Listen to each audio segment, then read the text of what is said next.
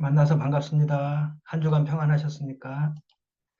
네, 목소리 잘 들리시나요? 예.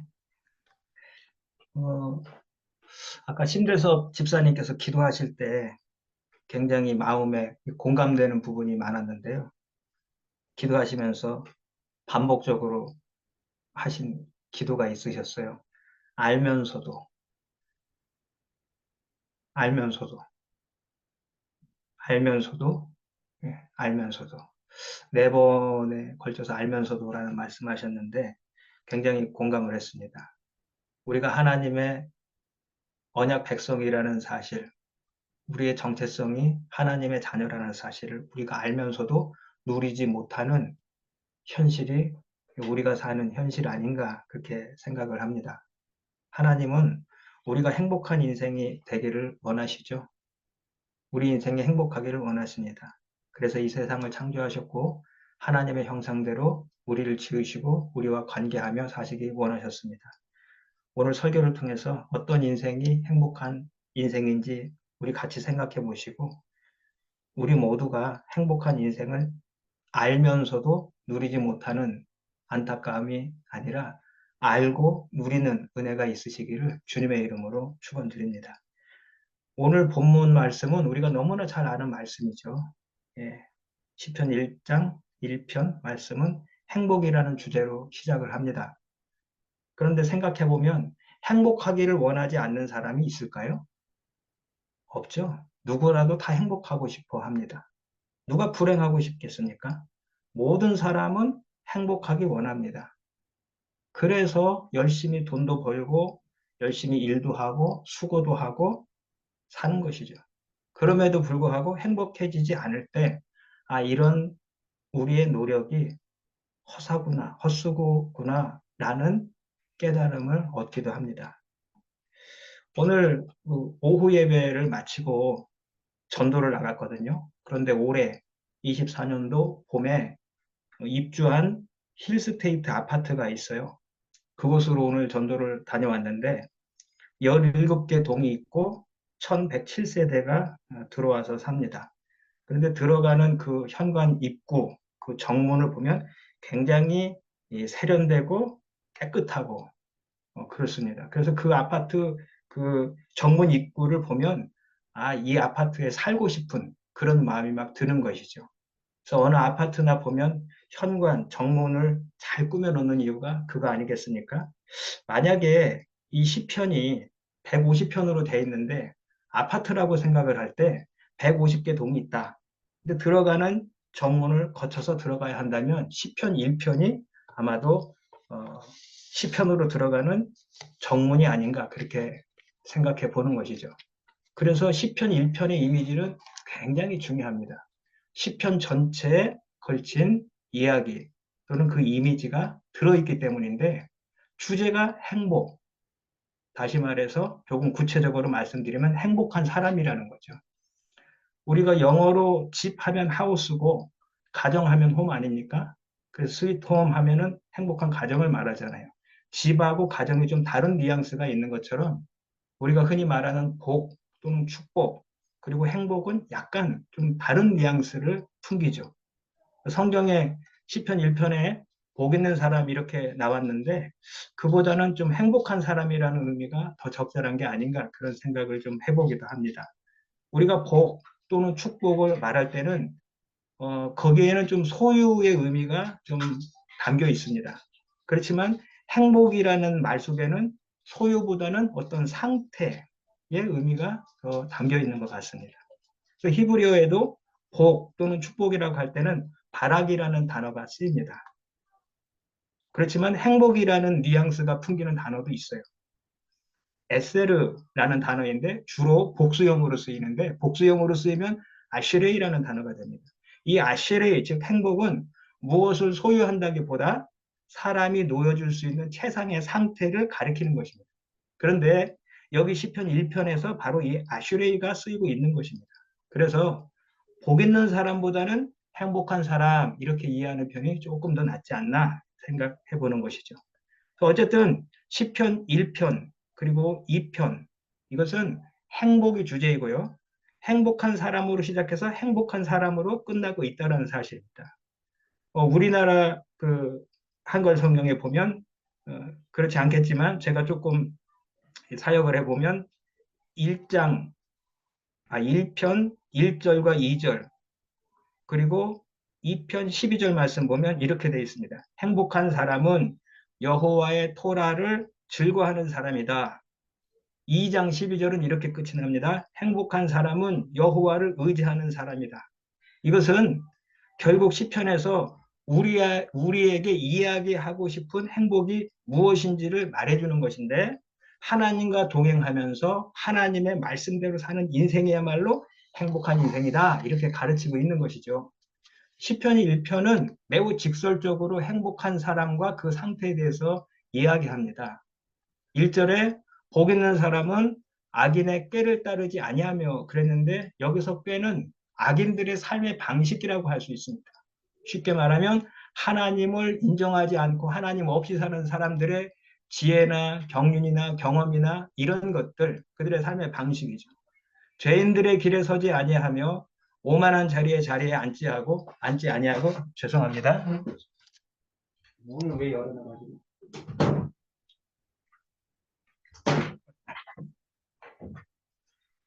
우리가 살아가는 인생의 방식을 만약 길이라고 표현을 한다면 인생에는 하나님을 모시고 사는 길이 있고 또 하나님을 인정하지 않고 하나님이 없이 사는 길도 있습니다. 하나님을 인정하지 않고 하나님 없이 사는 길을 걷고 있는 사람들을 성경에서는 악인이다 또는 죄인이다 이렇게 표현하고 있는 것입니다. 성경에서 나오고 있는 죄인은 윤리 도덕적인 측면에서 이야기한다라기보다는 하나님과의 관계성 속에서 의인이다 또는 죄인이다 이렇게 이야기하는 것입니다. 그러니까 행복한 사람은 하나님 없이 사는 그런 인생들, 악인의 삶의 방식, 악인들의 꾀를 따르지 않고 죄인들의 길에 서지 않고 그들의 방식에 동의하지 않고 오만한 자의 자리에 앉지 않고 그들의 삶의 방식을 축하하거나 부러워하거나 따라가지 않는 사람들입니다.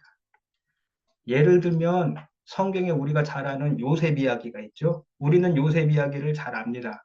요셉은 행복한 사람입니다. 성경에는 형통한 사람이라 이렇게 표현하고 있는데 그 이유는 다른 데 있는 게 아니고 하나님이 그와 함께 하셨기 때문이다 이렇게 나와 있습니다. 그러니까 그가 형통한 이유는 그가 처한 환경에 따라서 변화되거나 기인하거나 찾을 수 있는 것이 아니라 그가 어떤 길을 걷고 있었느냐에 따라서 거기에서 찾아야 하는 것입니다. 행복한 사람은 어떤 사람입니까? 2절에 오직 여호와의 율법을 즐거워하여 그의 율법을 주야로 묵상하는도다 했습니다. 여호와의 율법을 토라라고 하죠.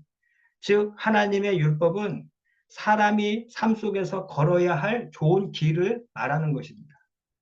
우리가 가끔 이런 표현을 쓸 때가 있어요. 길을 잘 모르겠어. 또는 앞이 안 보인다. 이런 말을 할 때가 종종 있지 않습니까? 우리가 인생을 살다 보면 가끔씩 길을 잃을 때가 있습니다.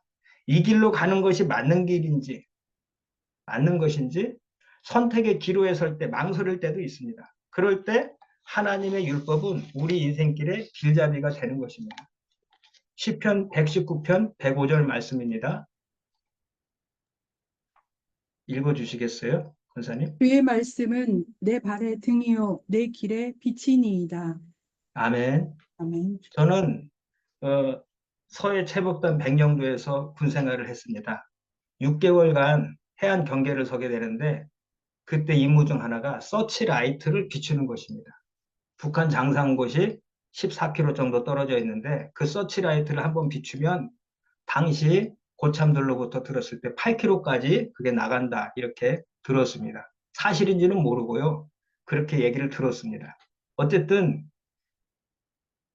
그때 당시만 해도 그런 서치라이트라는 것이 있었는데 오늘 우리가 본문에 보고 있는 시편, 이 시편이 쓰여질 당시는 서치라이트는 고사하고 작은 후레쉬나 랜턴도 없던 시대입니다.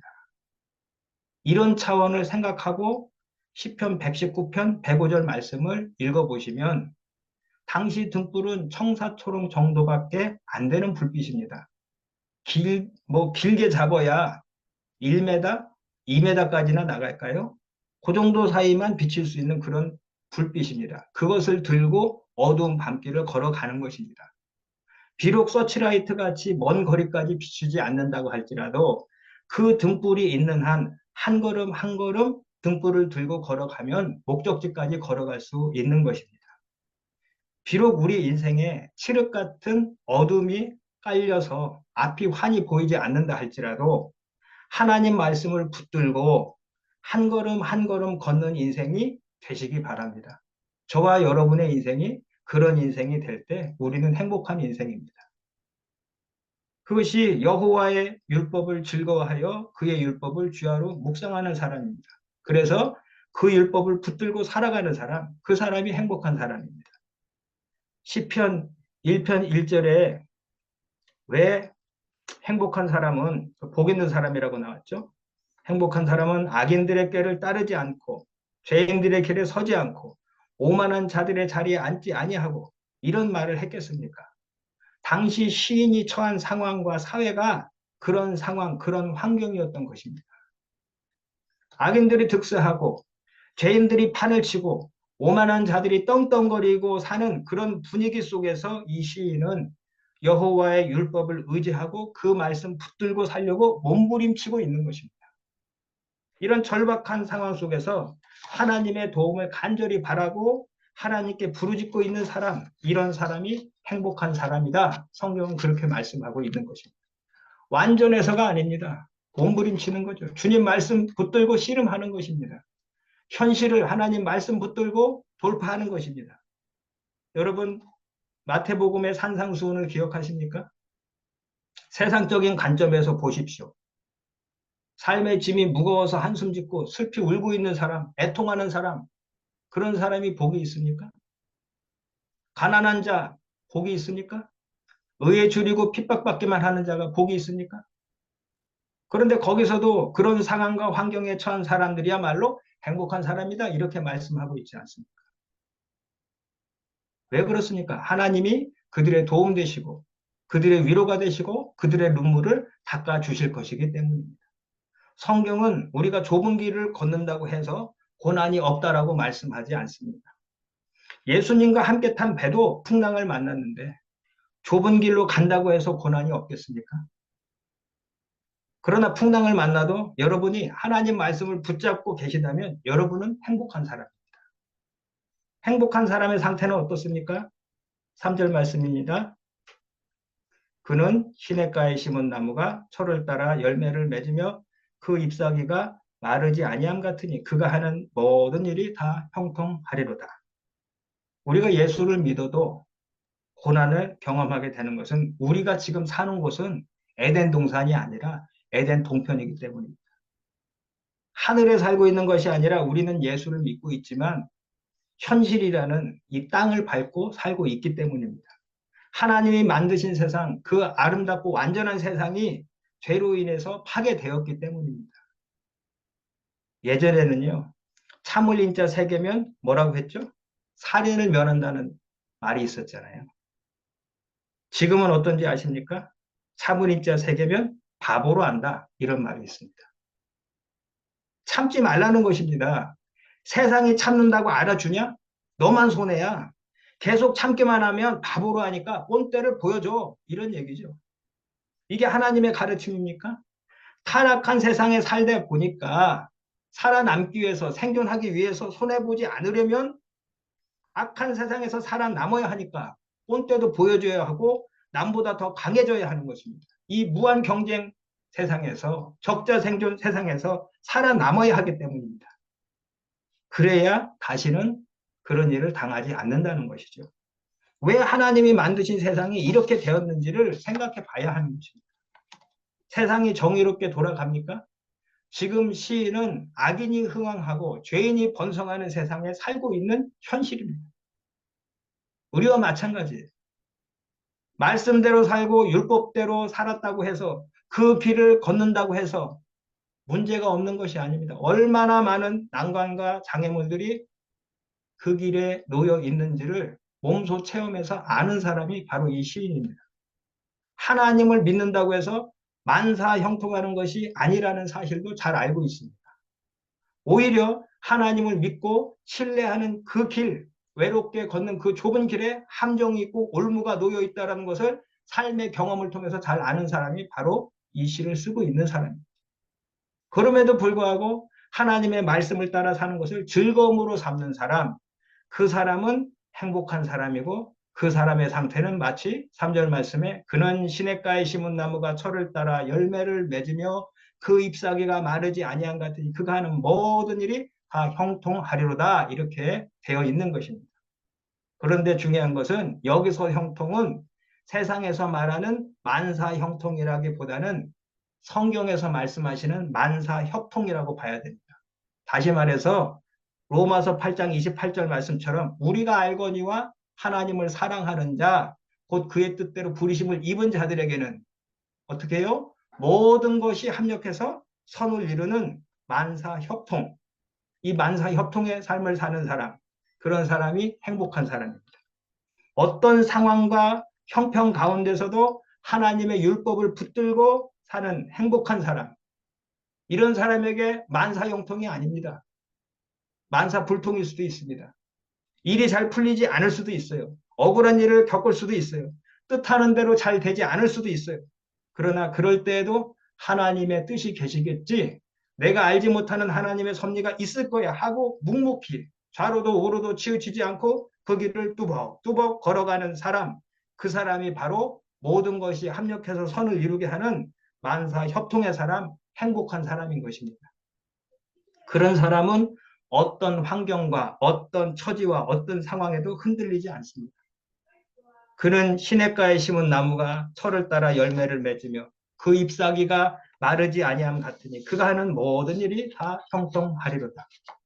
하나님의 말씀으로부터 생명수를 공급받기 때문입니다. 시간이 변해도 변함이 없습니다. 선한 열매가 맺어집니다. 좌로나 우로나 치우치지 않고 오직 한 길로만 걷기 때문입니다. 성경은 이런 사람들을 이 세상이 감당할 수 없는 사람들이다 이렇게 이야기합니다. 그러나 사회적으로 보면 따돌림을 당할 수 있습니다. 소외되기도 합니다. 절대로 악인들의 길에 서지 않는 것입니다. 그런 일들이 있음에도 불구하고 끝까지 좁은 길로 가는 사람입니다. 이런 사람들은 종종 이런 얘기를 듣죠. 예수 믿는 것은 좋은데 꼭 그렇게 유별나게 믿어야 되겠느냐, 이런 소리를 듣습니다. 교회 다니는 사람들 보니까 다들 그렇게 살지 않던데 말이야. 유난 좀 떨지 마라. 이런 소리도 듣습니다. 그리고 이 행복한 사람은 어려운 시련을 당하게 되기라도 하면 주변에 있는 사람들이 하이에나 떼 같이 몰려들어서 물어뜯습니다. 너 예수 믿는다며? 네 하나님은 어디 있느냐? 시편에 나오는 탄원시 아닙니까? 행복한 사람은 사람들로부터 좋은 말을 듣기보다는 오히려 상처되는 말을 많이 듣습니다. 그렇지만 행복한 사람은 그런 시련도 믿음의 눈으로 바라보는 것입니다. 선하신 하나님에 대한 확신이 있습니다. 그러므로 어떤 상황에 와도 하나님의 길을 즐거워하는 사람이고, 또 그의 앞날과 그의 행위는 3절 말씀에 시냇가에 심은 나무와 같은 것입니다. 반면에 4절 말씀을 보십니다. 악인들은 그렇지 아니하며 오직 바람에 나는 겨와 같도다.